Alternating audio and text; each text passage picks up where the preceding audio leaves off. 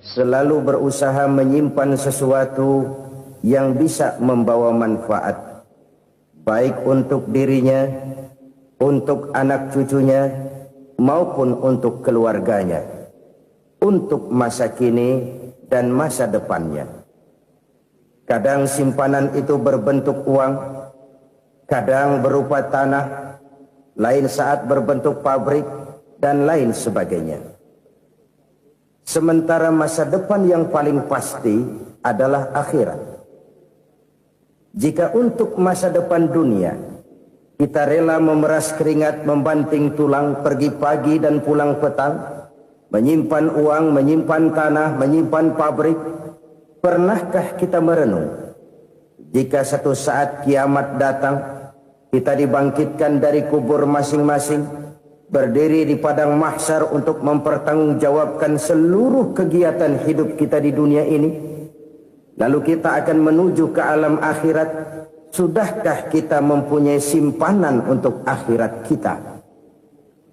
Pada pertemuan kali ini saya ingin menyampaikan sebuah hadis di mana Rasulullah sallallahu alaihi wasallam bersabda, "Arba'un min kanzil jannah." Simpanan sorga ada 4 macam. Yang pertama, ikhfa'us sadaqah, menyembunyikan sedekah. Saudara-saudara kaum muslimin, sebagaimana yang kita maklum bahwa Allah Subhanahu wa taala melebihkan sebagian rezeki dari kita terhadap yang lain.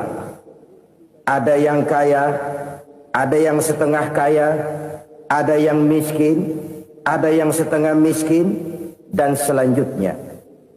Ada yang gajinya kecil tapi penghasilannya gede.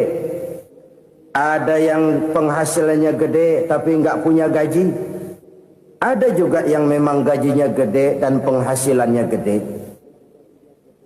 Kelebihan rezeki merupakan sunnatullah dan tidak harus membuat kita merasa lebih dari yang lain.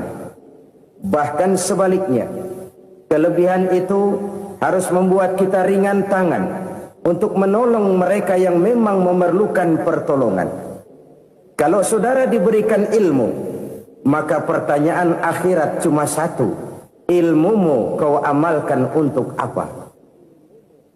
Kalau saudara diberikan umur yang panjang, pengadilan akhirat juga bertanya satu: umurmu kau habiskan di mana?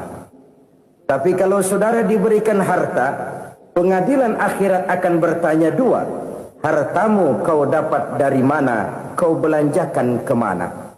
Dari mananya ditanya dan kemananya juga ditanya.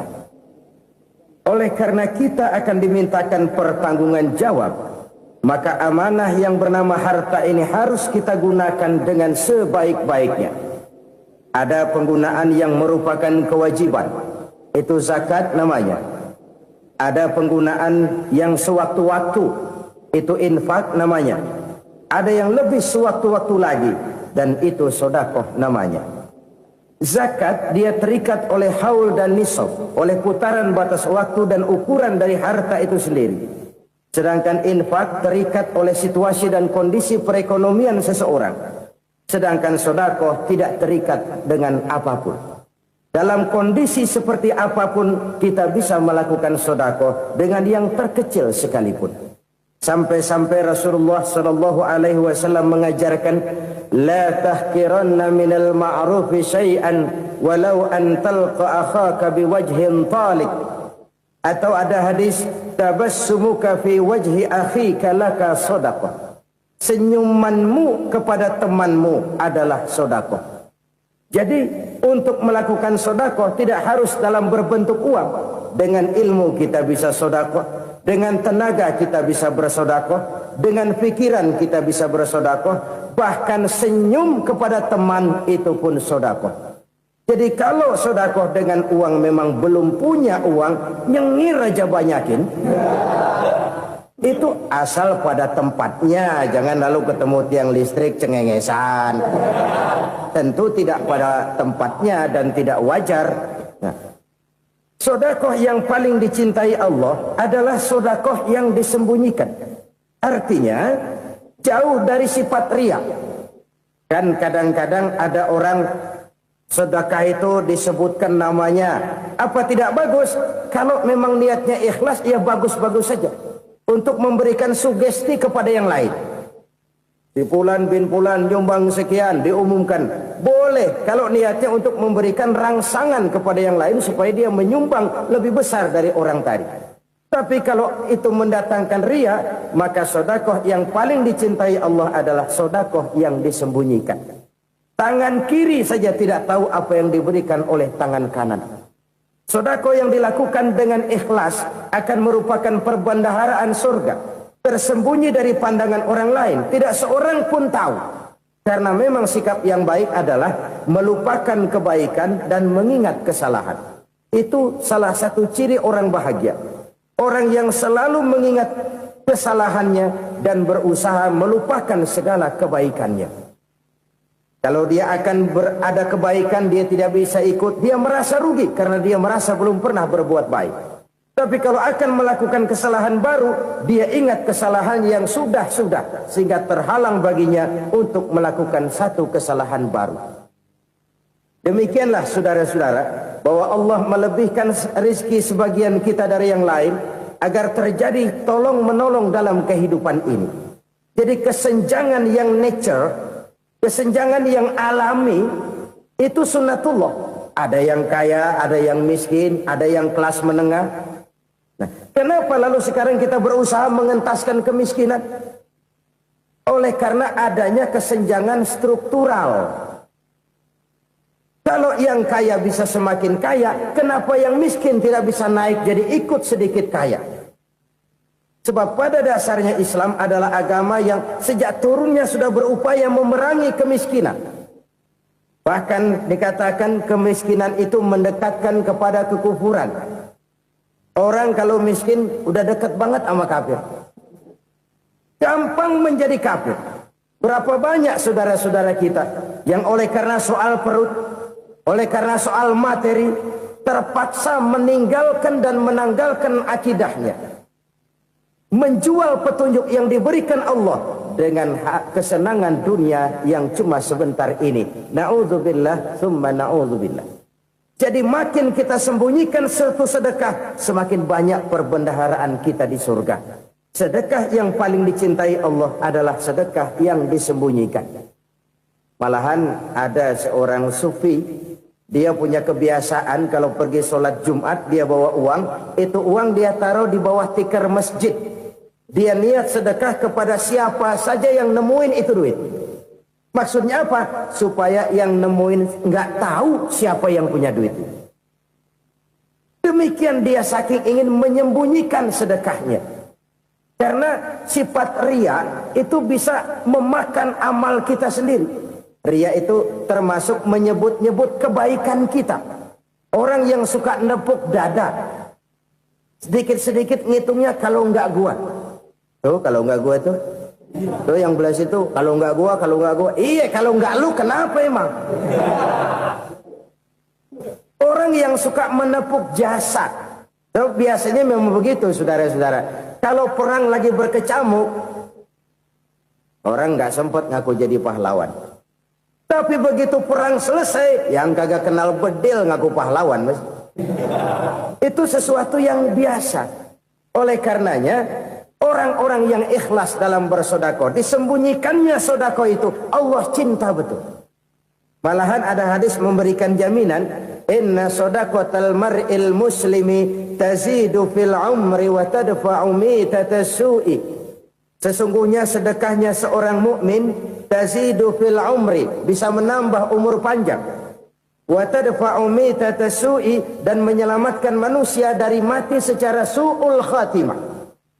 Jadi siapa yang kepengen panjang umur, banyaklah sedekah. Yang bosan hidup, pelit terus. Sedekah menambah panjang umur dan menyelamatkan manusia dari mati secara su'ul khatimah.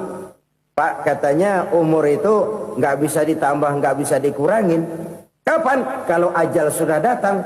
Fa idza jaa ajaluhum la yastakhiruna sa'atan wa la yastakdimun.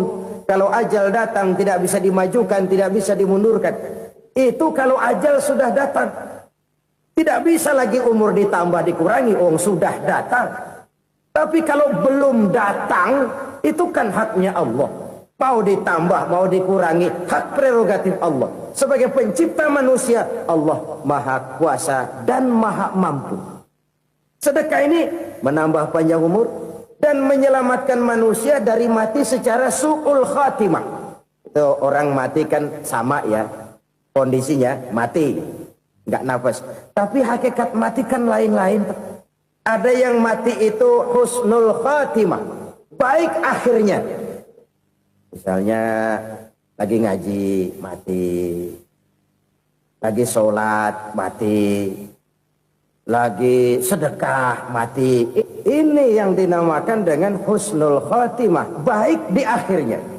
Sebaliknya ada yang su'ul khatimah, jelek di akhirnya. Ini yang jadi catatan akhir. Lagi nyekek botol, mampus. Lagi banting kartu, modar. Su'ul khatimah, jelek pada akhirnya. Sedekah menyelamatkan manusia dari mati secara su'ul khatimah.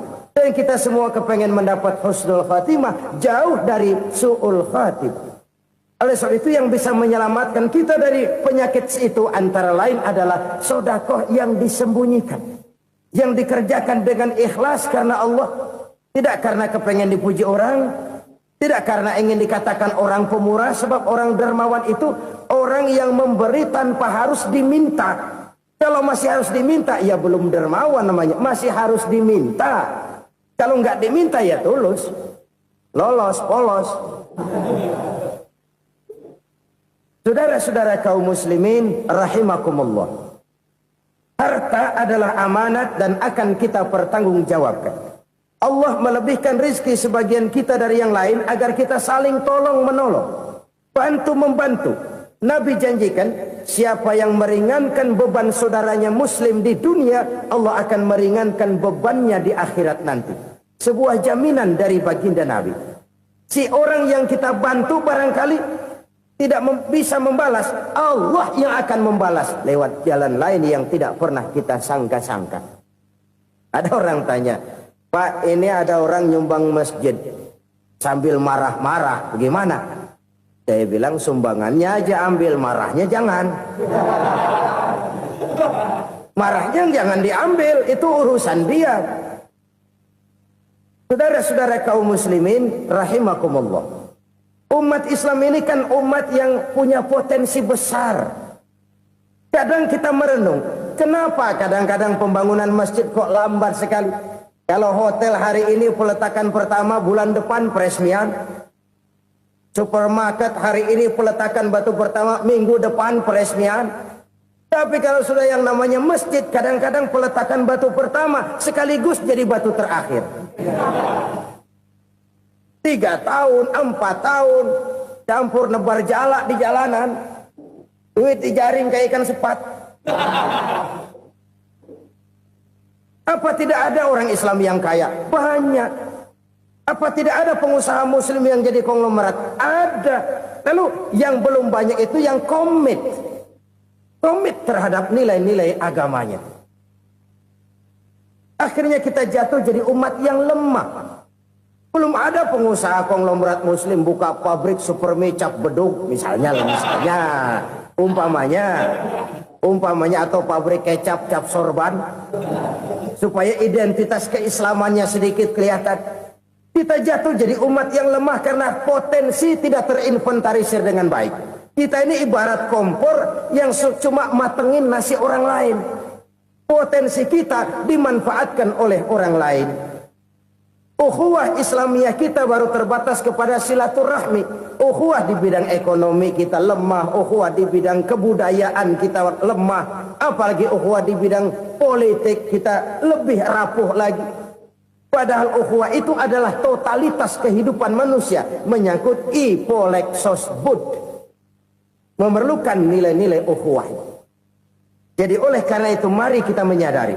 Di dalam harta kita, walaupun kita yang cari, pergi pagi, pulang sore, peras keringat, banting tulang, di sana ada harta anak yatim. Di sana ada hak masjid. Di sana ada hak pesantren. Di sana ada hak jihad. Berbahagialah seseorang apabila dia oleh Allah dijadikan keran. Keran itu menyimpan air, tapi tidak untuk dirinya, tapi disalurkannya kepada mereka yang memang memerlukannya. Saudara-saudara kaum muslimin rahimakumullah, ini yang pertama. Jadi perbendaharaan surga adalah menyembunyikan sedekah. Orang lain nggak tahu, kita pun nggak pernah ngitung-ngitung. Kita anggap lewat begitu saja, padahal itu deposit akhirat. Satu. Yang kedua, perbendaharaan surga itu apa? Wa kitmanul musibah, menyembunyikan kesulitan. Kadang orang takut menghadapi kesulitan. Tapi makin kita merenung, hidup ini kan sebenarnya urusan. Takut sama urusan, ya jangan hidup. Tandanya orang hidup itu kalau punya urusan. Urusan melupakan problem. Problem sering menimbulkan kesulitan. Kesulitan bukan untuk ditakuti, tapi untuk diatasi dan dicarikan jalan keluarnya. Siapa sih orangnya yang gak pernah sulit-sulit? Makin tinggi status sosialnya, makin gede urusannya. Makin tinggi kualitas imannya, makin berat tingkat kesulitannya. Cuma memang yang namanya enak itu seperti pelangi. Biang lala itu nggak pernah di atas kepala kita, di atas kepala orang melulu. Lo sih enak lo, kata kita. Dia juga bilang yang enak kan lo. Pelangi itu nggak pernah di atas kepala kita. Kata tukang beca, aduh enak ya naik Mercy. Kata tukang beca, apa yang di dalam mobil Mercy? Aduh enak bener tukang beca, di jok ngeringkuk ngorok pulas bener. Saya kamar pakai AC, sejuk, tempat tidur sutra, empuk, alga, spring bed, gula kulik, nggak bisa pulas kalau belum minum Valium, belum tidur. Enak bener tukang beca, di jok ngorok nggak tahu wetan kulon. Si tukang beca bilang yang di Mercy enak, yang di Mercy bilang tukang beca enak. Inilah enak. Nggak pernah di atas kepala kita, di atas kepala orang lain melulu enak itu. Nah, saudara-saudara, yang merupakan perbendaharaan surga itu orang yang bisa menyembunyikan kesulitan, baik pribadi ataupun rumah tangga. Nih terutama rumah tangga yang jadi soalnya. Kadang-kadang kita ini kalau senang, sebaliknya kalau senang kita diam, kalem aja, cuek. Banyak banget duit kita bawaan, diam aja udah. Malah ketemu orang takut. Tapi begitu susah, sekampung tahu. Padahal Nabi mengajarkan perbendaharaan surga itu menyembunyikan musibah, menyembunyikan kesulitan. Kalau enak, cerita sama orang-orang. Kalau nggak enak, rasain sendiri, tekan sendiri, atasin sendiri. Kita kan sebaliknya. Senang kita diam, asal lagi susah, paling tidak kita nyari teman buat cerita kesusahan. Siapa orangnya yang nggak pernah susah? Cuma soalnya bagaimana kita mengatasi kesusahan itu sendiri. Begitu juga misalnya kalau orang sudah berumah tangga, itu orang tuanya harus menjadi tempat dia cerita yang enak-enak saja. Yang nggak enak rasain berdua, selesaikan berdua, atasin berdua. Jangan dibalik. Asal senang diam, giliran susah saja. Maknya laporan. Terbalik. Bisa menjaga security informasi. Maka nama bayam keluar diam, malah seluitan. Enak amat lo makan daging ayam. Security informasi. Saudara-saudara kaum muslimin rahimakumullah.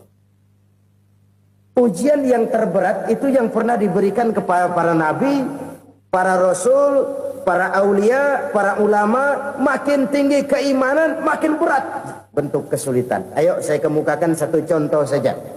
Ada seorang nabi yang kaya. Nabi kaya. Namanya Nabi Ayub. Iblis kalau orang begini kan keki. Ibadahnya rajin, kaya. Nih yang kayak begini susah digodain. Kalau ibadahnya rajin, miskin, kali bisa disogok. Sini imannya mantap, ibadahnya rajin, kaya, nabi lagi. Oh, tapi namanya iblis nggak kurang akal. Laporan, Tuhan, kenapa Les? Ya ini bahasa saya, bahasa Qurannya sih nggak gitu. Itu hambamu yang namanya Ayub, dia rajin ibadah cuma karena dikasih kaya aja. Coba kasih miskin dia, berhenti dia sembahyang. Ah, kamu bisa aja. Saya tahu Ayub itu hambaku yang ikhlas. Saya buktiin Tuhan, silahkan. Dibuktiin lah, iblis turun ke alam ini. Yang mula-mula dia lakukan, dia rusak sawah ladang Nabi Ayub. Dia binasakan binatang ternak Nabi Ayub. Sehingga dalam waktu singkat, jatuhlah Nabi Ayub dari orang paling kaya jadi orang paling miskin. Beliau masih ibadah di mihrab dalam masjid. Datang iblis. Saudara Ayub, ya, lagi ngapain? Ibadah. Nyembah Allah, nyembah Allah. Oh, percuma. Kenapa? Tuhan yang ente sembah nih, dia udah bikin miskin ente. Sawah ladang ente hancur lebur, binatang ternak binasa. Sekarang ente jadi orang paling miskin. Ngapain nyembah Tuhan kayak begitu? Tekor. Udah berhenti dah ibadah, berhenti ibadah. Ini iblis sama Tuhan laporannya lain, yang dikerjakan kepada Nabi Ayub juga lain. Benar begitu iblis kata Nabi Ayub? Iya, sawah ladang saya habis, buras. Binatang ternak saya binasa, binasa. Saya miskin, bangpak. Apa jawab Nabi Ayub? Bukan innalillahi, ya ini hebat. Alhamdulillahillazi a'tani wa akhza minni. Segala puji bagi Allah yang telah memberikan harta kepada saya dan sekarang mengambilnya lagi. Alhamdulillah. Allah yang ngasih, Allah yang ambil. Itu mah urusan Allah. Iblis cuman ibadah jalan terus, sujud lagi Nabi Ayub. Iblis seleher gondok banget. Dasar Nabi nggak mempan dia apa-apain. Miskin malah alhamdulillah. Allah yang ngasih, Allah yang ngambil. Jadi kalau kita tidak komit, kita tidak terikat kepada kaya, miskin, senang, susah, apa yang bisa bikin kita susah? Jadikan kekayaan, kemiskinan, jadikan senang, susah sebagai anak buah yang bisa kita atur. Jangan kekayaan ngatur kita, jangan kemiskinan ngatur kita. Kita yang harus mengatur mereka. Senang, susah, kaya, miskin, bahagia, sengsara, jadikan itu anak buah yang bisa kita atur. Kalau sekarang kita kaya, lain saat boleh jadi kita miskin, semiskin-miskinnya. Allah yang ngasih, Allah yang ngambil. Tenaga mana yang bisa menghalangi? Ibadah jalan terus. Iblis makin gondok. Dasar Nabi loh. Akhirnya apa? Nabi Ayub dikerjain, diberikan penyakit. Demikian fatal penyakitnya. Bayangin, udah miskin sakit. Masya Allah. Miskin sakit. Sakitnya nggak lama, kira-kira 16 tahun. Istrinya 3, 2 mental minta ceraiin. Ngerawatin laki bengek begini. Senang belum tentu, susah udah pasti nih. Cerai aja, cerai dah. Cerai. Tinggal satu Siti Rahmah yang setia menemani beliau. Sesetia-setianya hati perempuan. Satu saat Siti Rahmah bilang, "Bang, iya, abang kan Nabi bang. Lalu, namanya Nabi kan doanya jarang meleset bang. Maksud kamu minta kenapa sih sama Tuhan biar abang sembuh baik dah bang?" Siti Rahmah, iya. Saya sakit berapa tahun sih dah? 16 tahun bang. Sebelum ini saya sehat berapa tahun? Ya kira-kira 60 tahun bang. Nah coba ente banding-bandingin Rahmah. Saya dikasih sehat 60 tahun. Dikasih sakit 16 tahun. Sudah nggak sabar. Mau doa kepada Allah minta sembuh. Saya malu. Malu kepada Allah. Diuji dengan yang luar biasa seperti ini. Tidak mengganggu stabilitas kehambaannya. Dia tetap menghamba kepada Allah subhanahu wa ta'ala. Saudara-saudara kaum muslimin rahimakumullah. Kunci menghadapi kesulitan itu apa? Allah jelaskan dalam satu ayat, wa basyiris sabirin alladzina iza asabathum musibah qalu inna lillahi wa inna ilaihi raji'un. Gembirakan orang-orang yang sabar Siapa mereka itu? Yang apabila mendapat musibah mereka kembali kepada keyakinan dasar. Segalanya dari Allah dan segalanya akan kembali kepada Allah. Ini konsepsi dasar dari sikap muslim dalam menghadapi berbagai kesulitan. Segalanya dari Allah, segalanya akan kembali kepada Allah. Kalau ini sudah kondisi dasarnya, maka kita akan lapang menghadapi kenyataan bagaimanapun pahitnya. Apakah itu namanya miskin, apakah itu namanya sakit, bahkan maut sekalipun. Maut sekalipun. Segalanya dari Allah, segalanya akan kembali kepada Allah. Ini sikap hidup, bukan sekedar ucapan. Kita kadang-kadang menjadikannya sebagai ucapan. Mulutnya sehingga berhenti, innalillahi wa inna ilaihi rajiun, tapi nangisnya terus gerung-gerungan. Bukan itu, ini kesadaran moral. Kalau segalanya dari Allah, segalanya kembali kepada Allah, kan sebenarnya cuma nunggu giliran. Hari ini saya nyembayangin dia, entah hari apa saya disembayangin orang. Hari ini saya antar dia ke kubur, entah hari apa orang nganterin saya ke kubur. Hari ini saya tahlilkan dia, entah nanti kapan orang tahlilkan saya. Segalanya dari Allah, segalanya akan kembali juga kepada Allah. Oleh sebab itu saudara-saudara, kesulitan bukan untuk ditakuti. Kesulitan justru untuk diatasi, dicarikan jalan keluarnya. Dan tidak ada orang yang tidak pernah mendapat kesulitan. Tidak ada. Semakin tinggi status sosial, semakin tinggi kualitas keimanan, semakin besar juga tingkat kesulitan.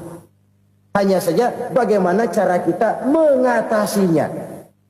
Dan Al-Quran menyatakan, innama al-usri yusra. Di balik kesulitan itu pasti ada kemudahan. Roda itu berputar. Karena itu Rasulullah sallallahu alaihi wasallam mengingatkan kepada kita, ta'arraf ilallahi firraha ya'rifka fisyiddah. Ingatlah kepada Allah di waktu kamu senang, supaya Allah ingat kepada kamu di waktu kamu susah. Kalau waktu senang kita ingat kepada Allah, kita susah, Allah tidak akan meninggalkan kita. Tapi kalau waktu senang kita jauh dari Allah, sujud tidak sempat, dengan masjid jauh, ketika senang kita lupakan Allah. Nanti begitu kita susah, Allah lupakan kita. Dan itu menyakitkan. Oleh karena itu orang-orang tua kita dulu bilang, kalau lagi sehat ingat-ingat, lu bakal sakit nanti. Kalau lagi kaya ingat-ingat satu saat kita bakal jatuh miskin. Bahkan kalau lagi muda ingat-ingat kita bakal tua. Dan yang terpenting, kalau lagi hidup ingat-ingat kita bakal mati.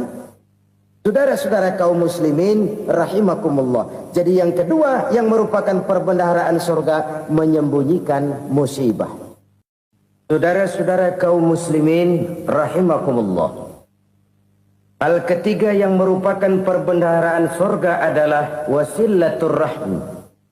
Orang yang suka bersilaturahmi. Sebagaimana yang kita maklum bahwa manusia adalah makhluk yang disebut zon politika. Makhluk sosial yang tidak mungkin hidup sendiri-sendiri. Betapa dan siapapun kita memerlukan orang lain. Bodoh betul manusia kalau tinggal di tengah masyarakat tapi tidak mau bermasyarakat. Merasa hebat sendiri, pinter sendiri, gagah sendiri, kaya sendiri. Mungkin kalau mati juga ngubur sendiri. Jangankan kita di sini, di sorga saja Nabi Adam waktu sendirian bengong melulu, mondar mandir. Allah tegur dam sepi dam. Ya ini kalau bahasa saya. Iya Tuhan sepi ini nggak ada coret-coretan pisan ini. Diciptakan Siti Hawa baru anteng Nabi Adam. Itu di sorga. Cobalah. Umpamanya saudara tinggal di Jakarta nih. Kayak bener. Apaan aja di Jakarta punya saudara dah. Jembatan Semanggi ambil. Monas buntel bawa pulang. Hotel-hotel ambil semua. Cuman tinggal di Jakarta sendirian, apa enaknya? Betapa dan siapapun kita perlu orang lain. Tidak ada seorang pun yang bisa memenuhi kebutuhan hidupnya secara sendiri-sendiri. Nah, Islam telah menyelamatkan manusia dari ras diskriminasi. Mengikat manusia dengan persaudaraan yang berlandaskan kepada akidah. Karena itu dianjurkan bersilaturahmi.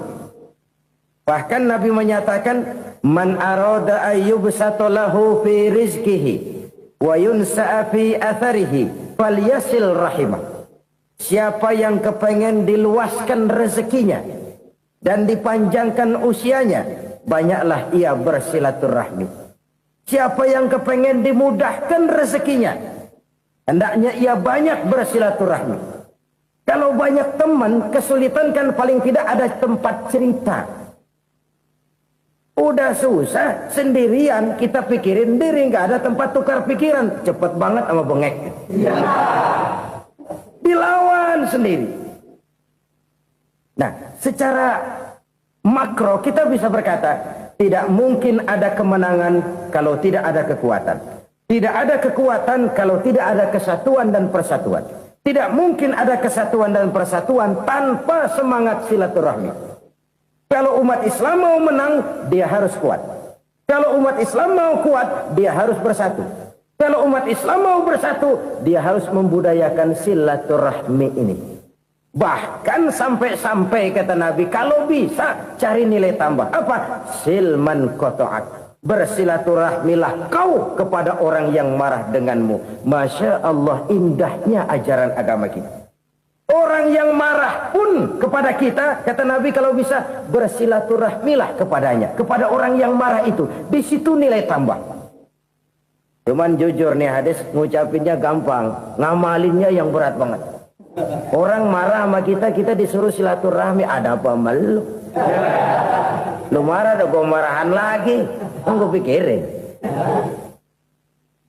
Saudara-saudara kaum muslimin rahimakumullah. Tapi ini yang diajarkan, bahkan ini yang dicontohkan oleh baginda Rasul. Bagaimana begitu mudah, misalnya satu saat Abu Jahal ini ngatur strategi bagaimana bikin Muhammad celaka. Dia gali lubang di depan tempat tidurnya. Dia tutupin daun korma. Terus dia panggil seseorang, ke sini. Kasih tahu Muhammad, pamannya sakit keras, minta ditengokin. Berangkat orang ini ke sana. Muhammad, labbaik. Pamanmu sakit keras, dia minta ditengokin. Baik, saya akan datang menjenguk beliau. Berangkatlah Nabi ke rumah Abu Jahal tanpa prasangka apapun. Abu Jahal udah pasang setil, selimut 3 rangkap setengah dipakai. Persis kayak orang meriang. Tapi sembari ngintip dari balik selimut, begitu Muhammad buka pintu, nah, masuk perangkap nih. Muhammad jalan menuju tempat pembaringan. Makin lama makin dekat, makin lama makin dekat. Makin dekat ke lubang yang dipasang oleh Abu Jahal itu. Dalam hati Abu Jahal, terus dah jatuh, mampus dah lo ini. Mampus lo hari ini. Apa yang terjadi? Malaikat Jibril datang. Muhammad, pamanmu cuma pura-pura sakit. Di depan tempat tidurnya ada lubang perangkap supaya kamu jatuh ke situ. Sudah, kamu pulang. Balik kanan Nabi. Sudah hampir jatuh ke lubang, balik kanan, pulang. Bayangin kecewanya Abu Jahal. Muhammad dikit lagi, Muhammad dikit lagi. Enggak paman, saya pulang aja. Emosi bangun dari tempat tidur, enggak sadar kalau lagi pura-pura sakit. Lompat ngejar Nabi, dia lupa dengan lubang yang dia gali. Serak, nyemplung sendiri ke dalam lubang.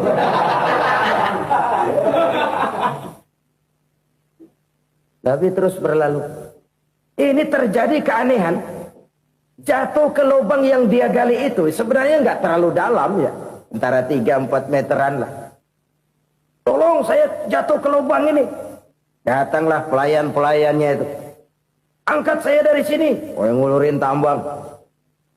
Satu gulung, belum juga nyampe itu tambang. Kurang, beli lagi ke warung.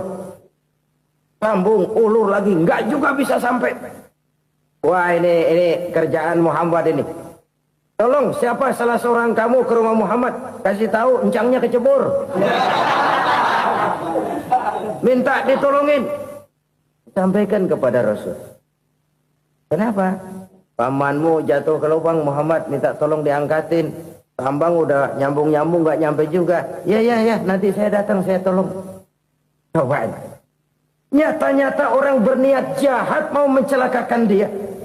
Datang dia menolong. Ini yang disebut air tuba dibalas air susu ya ini. Bukan sebaliknya. Air tuba dibalas air susu. Paman, kecebur ya? Iya Muhammad, tolongin nih. Pegang tangan saya. Nabi ulurkan tangannya. Nyampe. Dipegang oleh Abu Jahal. Diangkat ke atas. Sampai atas. Apa kata Abu Jahal? Sihirmu memang hebat Muhammad. Udah ditolongin dikata sihir. Yang enak kita kemplang kan itu orang begitu. Urusan apa? Tapi inilah akhlak. Kalau bisa kamu bersilaturahmilah dengan orang yang marah kepadamu sekalipun. Orang marah kita tetap baik. So, kalau kita berbuat baik sama orang yang memang baik, rasanya sih biasa-biasa aja. Orang baik kita baik lagi. Ya draw aja, belum ada nilai tambah di situ. Baru ada nilai tambah kalau kita bisa berbuat baik kepada orang yang nyakitin kita. Itu namanya kita setingkat di atas dia. Dia sakitin kita, kita berbuat baik sama dia. Dia pelit sama kita, kita baik sama dia. Dia marahin kita, kita deketin dia. Di situ kita punya nilai tambah. Jadi siapa yang ingin diluaskan rezekinya kata Nabi dan dipanjangkan umurnya, hendaklah ia banyak-banyak bersilaturahmi. Sederhana sebenarnya silaturahmi. Tapi silaturahmi membangkitkan semangat kesatuan dan persatuan. Kesatuan dan persatuan melahirkan kekuatan. Dalam matematika, 1 ditambah 1 pasti 2. Tapi di tengah masyarakat, 1 orang takut ditambah 1 orang takut, hasilnya jadi 2 orang setengah berani. Kenapa setengah berani? Karena udah berdua. Tadi pan takut sendirian. Kalau dia kumpul turu-turu takut lah jadi berani. Kita yang lemah, kita yang tidak berdaya, kita yang miskin, kalau mau kompak bersatu, apa yang nggak bisa kita kerjain? Apalagi tinggal di kota besar, pilihan cuma 2, bertahan atau minggir. Bertahan atau minggir. Untuk bisa bertahan, harus mampu bersaing. Untuk mampu bersaing, harus punya keahlian. Keahlian harus ditunjang dengan pendidikan. Ditambah oleh kekompakan sebagai umat. Udah miskin mencar mulu, orang injek kita. Orang nggak pandang urusan apa malu. Oleh karena itu silaturahmi pada hakikatnya merupakan roh dari ukhuwah yang diajarkan oleh agama kita. Bagaimana Islam menyelamatkan masyarakat manusia dari ras diskriminasi, mengikat manusia, dan tidak ada persaudaraan yang lebih indah selain persaudaraan yang diikat dengan nilai-nilai akidah. Sepanjang orang di jalan Allah, itulah saudara kita. Keluar dia dari jalan Allah, selesailah persaudaraan sampai di situ. Karena itu, kalau ingin menyimpan sesuatu di surga, banyaklah bersilaturahmi. Datang ke rumah ini, datang ke rumah itu, dan lain sebagainya. Itu simpanan kita di akhirat nanti. Ini yang ketiga. Saudara-saudara, yang keempat, perbendaharaan surga itu apa? Wa qawlu la hawla wa la quwwata illa billah. Ucapan la haula wa la quwwata illa billah. Ibadah kan ada yang berat, modalnya besar. Bangun masjid berat, modalnya besar. Bangun rumah sakit berat, modalnya besar. Ada ibadah yang berat, tapi modalnya ringan. Misalnya puasa. Puasa itu berat, mengendalikan nafsu. Kalau sekedar nggak makan nggak minum sih enteng, mengendalikan nafsu itu jihad terbesar. Tapi kan modalnya ringan, cuma niat saja. Ini ibadah berat, modalnya ringan. Ada ibadah yang ringan, modalnya juga enteng. Seperti termasuk ucapan la haula wa la quwwata illa billah. Tanpa sadar, la haula wa la quwwata illa billah, nyelengin tuh di surga. Nyelengin, kita nggak terasa, nyelengin simpenan akhirat. La haula wa la quwwata illa billah, nyimpan lagi. Kaget, la haula wa la quwwata illa billah, nyimpan lagi. Banyak simpanan. Walaupun sebenarnya yang dimaksud di sini adalah kesadaran batin bahwa tidak ada daya dan kekuatan kecuali Allah. Itu intinya. Kita memulai pekerjaan disunahkan baca bismillah, kan begitu. Apa itu? Kesadaran moral. Bahwa ini saya bisa kerjakan. Saya kerjakan ini dengan menyebut nama Allah. Kenapa? Kalau Allah tidak memberikan daya dan kekuatan, mana mampu saya kerjakan ini. Maka saya kerjakan ini dengan menyebut nama Allah. Bismillah. Kesadaran moral. Manusia hanya wajib berusaha, tapi nggak pernah wajib berhasil. Banyak hal-hal yang kalau kita renungkan secara rasio nggak mungkin. Tapi jadi kenyataan. La haula wa la quwata illa billah. Tidak ada daya dan kekuatan kecuali bagi Allah semata-mata. Kesadaran moral akan kelemahan dan keterbatasan makhluk bernama manusia. Kadang kita kagum dengan otak, tapi kita sering lupa sama yang bikin otak. Padahal bagaimanapun hebatnya otak, yang bikin otak pasti lebih hebat dari otak. Nggak percaya, silahkan otak-otakan. Inilah kecenderungan. Kita kagum dengan pesawat-pesawat mutakhir, bukan main, besi gede banget terbang itu. Alangkah hebatnya. Lalu apa yang bikin otak tidak lebih hebat dari itu semua? Kita puji laut, apa yang bikin laut tidak lebih hebat dari laut itu? La haula wa la quwata illa billah. Tidak ada daya dan kekuatan kecuali Allah. Apa yang bisa kita lakukan kalau tidak karena daya dan kemampuan yang diberikan oleh Allah kepada kita? Lahirlah sikap tawadu, rendah hati, tidak melonjak menjadi angkuh dan sombong, sadar akan kelemahan dan keterbatasan diri. Sebagai makhluk yang diciptakan oleh Allah Subhanahu wa ta'ala. Jadi satu sisi ini ucapan yang berpahala, la haula, jadi wiridan. Pada sisi lain ini kesadaran moral, sikap mental, kesadaran batin, bahwa yang punya daya dan kekuatan itu cuma Allah. Kita nggak pantas untuk sombong, sebab sombong itu pakaiannya Allah. Kita nggak sedang pakai pakaian Allah, kegedean. Dan makin kita renungi, makin terbentur. Apa sih yang bisa kita sombongin? Kita mau sombong apa? Kaya, pintar, itu kan semua relatif. Di atas langit masih ada langit lagi. Jadi oleh karenanya, marilah kita menyadari. Manusia hanya wajib berusaha, tapi tidak pernah wajib berhasil. Yang berusaha saja tidak wajib berhasil, apalagi yang tidak berusaha. Islam bukan agama orang pemalas yang selesai sholat lalu endelohom, nggelenggem ayem-ayem. Tapi Islam bukan agama orang sombong yang setelah berusaha lalu tidak memerlukan Allah. Kita bisa saja bikin proyeksi, tahun sekian kita bakal panen besar menurut perhitungan otak. Tapi ada kejadian lain. Apa? Tikus ngambek. Habis itu dimakanin tikus, panen gagal. Proyeksi rasional gagal oleh tikus-tikus yang ngambek itu. Bisa saja terjadi. Tahun depan kita panen besar, urung. Kenapa? Musim panas panjang. Dan sekarang ini koran-koran bikin berita musim mengalami penyelewengan. Bukan cuma manusia yang nyeleweng sekarang. Musim pakai nyeleweng. Mestinya kan musim hujan udah selesai. Masih hujan-hujan juga. Musim.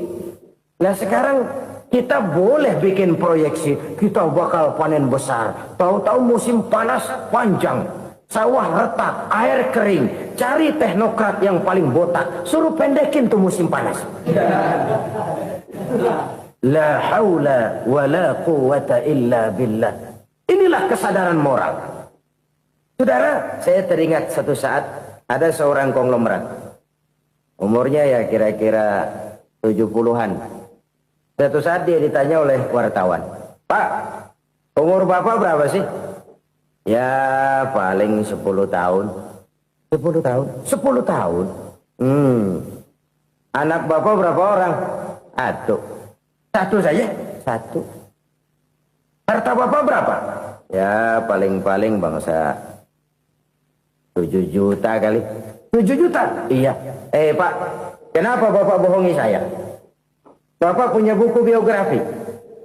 Koran-koran, majalah-majalah banyak memuat cerita riwayat hidup Bapak. Saya tahu umur Bapak 70. Kenapa bilang cuma 7 tahun? Saya tahu anak Bapak 8. Kenapa cuma bilang 1? Saya tahu harta bapak miliaran, mungkin triliunan, pabrik di mana-mana, bank di mana-mana. Kenapa bilang uang bapak cuma 7 juta? Nah, kata si konglomerat tadi, kamu benar nak, kamu benar. Umur saya kalau jumlahnya memang 70 nak. Cuman ingat-ingat saya, baru 7 tahun terakhir ini saya sujud. Baru 7 tahun terakhir ini saya berusaha dekat dengan Allah. Saya laksanakan perintahnya, saya jauhi larangannya. 7 tahun inilah rasanya yang ada nilainya di hadapan Allah. Yang 63 tahun matong, kelabu, kelam umur gue. Habis untuk maksiat, untuk munkarat. Maka ketika ditanya tadi, umur saya 7 tahun itu. Oh begitu Pak. Oh iya. Lalu anak Pak. Anak bapak kan 8. Kenapa bilang cuma 1? Nah, kalau jumlah hitungannya memang anak saya 8. Tapi dari 8 orang ini rasanya cuma 1 nih. Yang bakal jadi buah hati, belahan jantung. Pelanjut cerita, penerus sejarah. Bakal jadi anak soleh yang akan mendoakan saya. Cuma 1 rasanya anak saya ini yang bakal jadi buah hati saya. Besar-besaran saya. Yang akan mendoakan di kubur saya. Yang akan mendoakan di akhirat saya. Yang 7 orang mana, Masya Allah, yang atuh tenggeng, yang atuh nyekek botol lolo, yang atuh nggak karu-karuan. Makanya saya bilang 1 anak saya yang akan bisa mendoakan saya. Oh begitu Pak. Iya. Nah harta Pak, harta bapak kan triliunan, pabrik bapak di mana-mana, uang bapak hampir di tiap bank-bank besar. Kenapa bilang cuma 7 juta? Betul kau nak. Harta saya kalau jumlahnya memang miliaran, triliunan mungkin. Tapi yang saya ingat baru 7 juta tuh yang saya belanjakan di jalan Allah. Saya nyumbang masjid, saya santuni yatim piatu, saya bantu pembangunan pesantren, saya bantu pembangunan rumah sakit Islam. Itu yang akan saya bawa pulang ke akhirat, yang 7 juta itu. Yang triliunan itu nanti akan diperebutkan oleh anak-anak saya sebagai waris saya. Jadi harta saya 7 juta itu yang bakal nemenin saya di akhirat. Yang akan saya bawa pulang jadi teman saya. Saudara-saudara kaum muslimin, jangan-jangan orang tua itu adalah kita-kita ini. Jangan-jangan kita-kita ini adalah orang tua itu. Jangan-jangan itu potret dari diri kita masing-masing. Dari sekian umur yang diberikan Allah, berapa tahun yang ada nilainya di hadapan Allah? Dari sekian anak-anak yang merupakan amanah, berapa yang akan mendoakan kita sebagai orang tuanya menjadi anak soleh? Dari sekian banyak harta yang diberikan Allah, berapa yang akan kita bawa pulang menghadapnya nanti, yang kita belanjakan di jalan Allah? Ini sebuah potret kehidupan.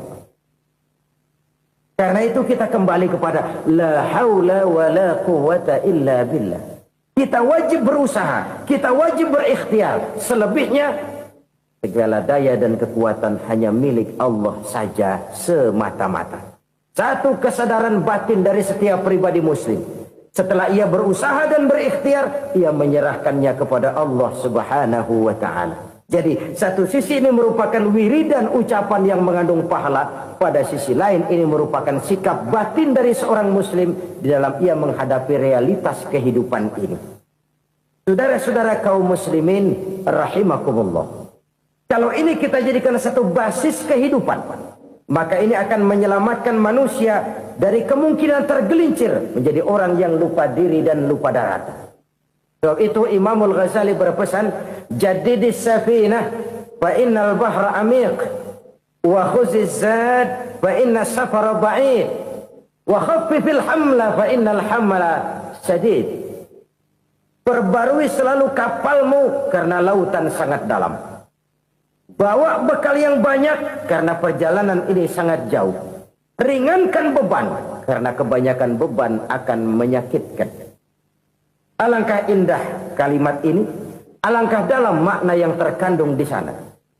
Perbarui selalu kapalmu karena lautan sangat dalam. Apa artinya ini? Jaga mentalmu baik-baik. Pelihara imanmu baik-baik karena hidup penuh cobaan seperti lautan. Kita kalau berlayar di lautan kan kadang-kadang tenang, angin bertiup sepoi-sepoi basah. Jika malam datang bintang gemintang bertabur menghias cakrawala. Rembulan memantulkan sinarnya dengan indah. Dalam keadaan begitu berlayar enak. Tapi lain saat ombak menggunung, halilintar menyambar, angin topan bertiup. Berapa banyak sudah saudara-saudara kita yang tenggelam di lautan dunia tanpa sadar bahwa dia belum sampai kepada pantai yang akan dituju. Berapa banyak sudah saudara-saudara kita yang tenggelam di lautan dunia ini tanpa sempat bangkit lagi. Dia menyangka sudah sampai kepada tujuannya. Hati-hati kapal jangan sampai bocor karena lautan sangat dalam.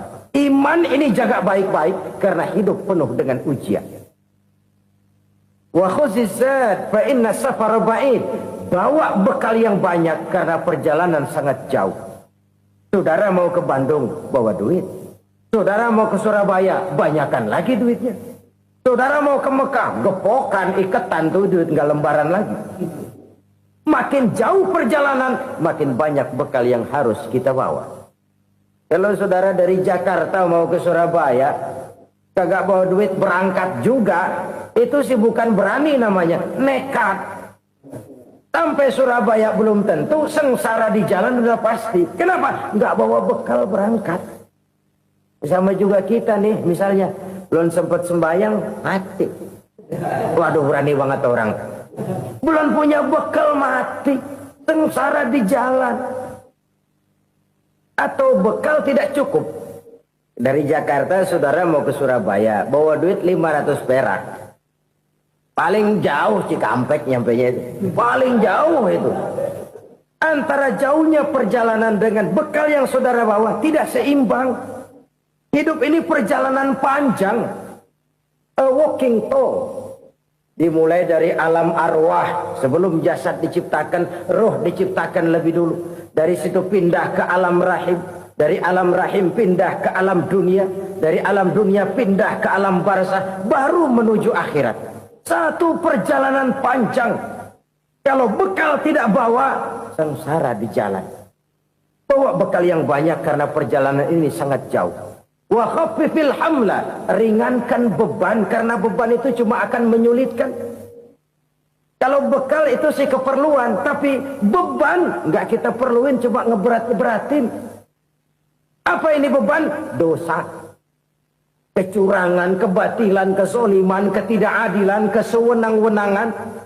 Itu akan jadi beban kita di akhirat.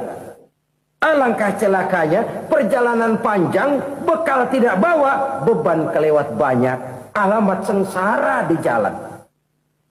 Pahala tidak ada, dosa berlipat ganda. Na'udzubillah, summa na'udzubillah. Kalau kita rangkum nasihat Al-Ghazali dengan kisah si konglomerat tadi, kita akan mengambil kesimpulan. Pertama, bekal terbaik dalam menghadapi gejolak kehidupan ini tidak lain adalah iman. Yang kedua, pahala dan dosa. Dua hal kontroversial. Pahala adalah bekal, dosa adalah beban. Tapi kita sekarang kan tidak begitu terangsang kepada yang abstrak. Orang berlomba mencari yang konkret-konkret saja. Yang real. Kalau memang dosa, benjol dong. Kira-kira begitu. Kira-kira begitu. Persis orang Yahudi dulu. Orang Yahudi itu kan pernah minta kepada Nabi Musa. Ya Musa, lan nu'mina laka hatta narallaha jahrah. Musa, kami nggak bakal mau beriman kepada Allah kalau belum kami lihat Allah ada nongkrong di depan kami. Kalau memang Tuhan ada, taruh dong di depan kami. Mau yang konkret-konkret saja. Kalau memang dosa, benjol dong. Kalau memang pahala, berasa dong. Orang terangsang kepada yang real, yang konkret-konkret saja. Karena itu, untuk mengejar dosa, orang mau bayar. Tapi untuk mengejar pahala, walaupun tidak bayar, orang segan. Ini yang dikatakan oleh Nabi, kamu mengharapkan ke surga, tapi kamu berat melaksanakan sesuatu yang bisa membawa kamu ke surga. Kamu ingin jauh dari neraka, tapi tiap saat kamu lakukan perbuatan-perbuatan yang justru menjerumuskan kamu ke neraka. Idda'aitum an-najata minan nar wa ramaitum fiha anfusakum. Kamu ingin selamat dari neraka, tapi kamu lemparkan diri kamu ke neraka. Kamu ingin masuk surga, tapi berat sekali kamu melakukan perbuatan-perbuatan yang bisa menyampaikan kamu di surga. Saudara-saudara kaum muslimin rahimakumullah. Jadi hal keempat yang merupakan perbendaharaan surga adalah la haula wa la quwata illa billah. Satu sisi ini merupakan ucapan yang memperberat timbangan akhirat. Pada sisi lain ini merupakan sikap hidup seorang muslim. Kesadaran batin yang sangat dalam bahwa tidak ada daya dan kekuatan kecuali Allah. Dan itu kita simbolkan pada saat memulai pekerjaan dengan Bismillah. Dengan menyebut nama Allah. Satu kesadaran moral. Saya hanya bisa melakukan ini karena diberikan daya dan kekuatan oleh Allah. Lahirlah sikap tawadu, rendah hati, tidak melonjak menjadi angkuh dan sombong. Saudara-saudara, sampai sini dulu jumpa kita kali ini. Semoga 4 perbendaharaan surga ini dapat kita lakukan, yang kelak akan merupakan bekal kita di kemudian hari nanti. Amin ya rabbal alamin.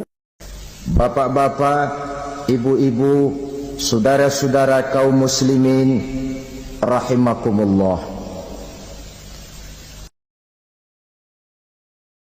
Di dalam kehidupan kita sebagai seorang muslim, minimal 5 kali dalam sehari semalam kita mendengar seruan untuk mendirikan solat yang disebut azan. Ada kalimat menarik di dalam kalimat azan itu, yakni seruan hayya 'alal falah, marilah menuju kepada keberuntungan, marilah meraih kemenangan. Seruan ini adalah kecenderungan dari setiap manusia, apapun warna kulitnya. Artinya, setiap orang dalam hidup selalu ingin meraih dan mencari kemenangan. Kemenangan akan melahirkan kepuasan batin, dan kepuasan batin memberikan kebahagiaan. Sedangkan kekalahan melahirkan penderitaan batin, dan penderitaan batin menjerumuskan seseorang di dalam berbagai bentuk kerugian. Jikalau inilah seruan azan, maka masalahnya ialah apa yang menyebabkan kita meraih kemenangan. Al-Quranul Karim memberikan tuntunan dan ajaran kepada kita bahwa orang-orang yang memperoleh kemenangan itu tidak lain adalah orang-orang yang bertakwa. Hanyalah mereka yang bertakwa kepada Allah Subhanahu wa ta'ala pada akhirnya akan tampil sebagai pemenang.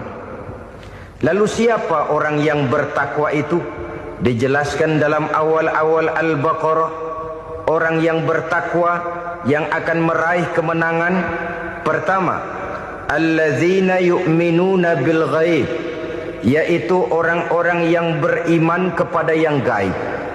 Percaya bahwa ada alam yang gaib, alam yang abstrak, alam yang tidak bisa dijangkau oleh salah satu daripada panca indera kita. Mereka percaya dan beriman kepada adanya malaikat, beriman kepada adanya iblis dan jin, beriman kepada adanya alam kubur, beriman kepada adanya alam mahsyar, beriman kepada adanya alam akhirat, beriman kepada adanya surga dan neraka. Beriman bukan cuma sekedar beriman dalam ucapan bibir saja, tetapi beriman yang nilai iman itu mampu mewarnai gerak dan gaya hidupnya. Iman yang meresap sampai ke tulang sumsum, kemudian memberikan dampak positif di dalam kehidupan manusia. Alam, kita tahu, adalah sesuatu yang selain Allah, dan Allah bukanlah alam. Apapun namanya selain daripada Allah, itu adalah alam. Alam pada hakikatnya terbagi menjadi 2. Ada alam syahadah, alam nyata, alam konkret, alam yang bisa dijangkau oleh salah satu indera kita. Kemudian ada alam ghaib, alam yang tidak bisa dijangkau oleh panca indera kita, alam metafisika, alam abstrak, alam yang wajib kita imani keberadaannya. Kita percaya bahwa malaikat itu ada, Kita percaya kepada jin, bahwa jin itu ada. Kita percaya kepada adanya iblis dan setan. Bukan percaya kepada iblis dan setannya, percaya bahwa iblis dan setan itu ada. Itu termasuk salah satu daripada sifat orang yang bertakwa kepada Allah.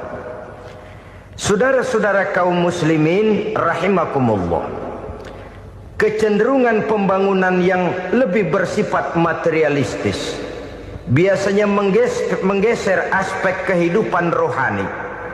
Orang berpikir empiri, dan dalam pola pikir yang demikian maka alam gaib tidak lagi mendapat perhatian. Aspek kehidupan yang bersifat rohaniah malah mulai ditinggalkan. Akibatnya terjadilah kepincangan di dalam kehidupan kita. Pernah ada satu pengalaman pribadi dalam perjalanan kembali ke tanah air. Dalam pesawat di sebelah kanan saya duduklah seorang Jerman namanya Heiner Simonsen. Iseng saya ajak kenalan, saya ajak ngobrol, saya tanya dia. Saya bilang, Mas Heiner ini, kalau pesawat yang kita tumpangi ini jatuh ke bawah, kira-kira apa yang bakal terjadi, Mas? Dia bilang, kita semua akan mati. Begitu? Iya. Oke. Apa itu mati? Tanya saya.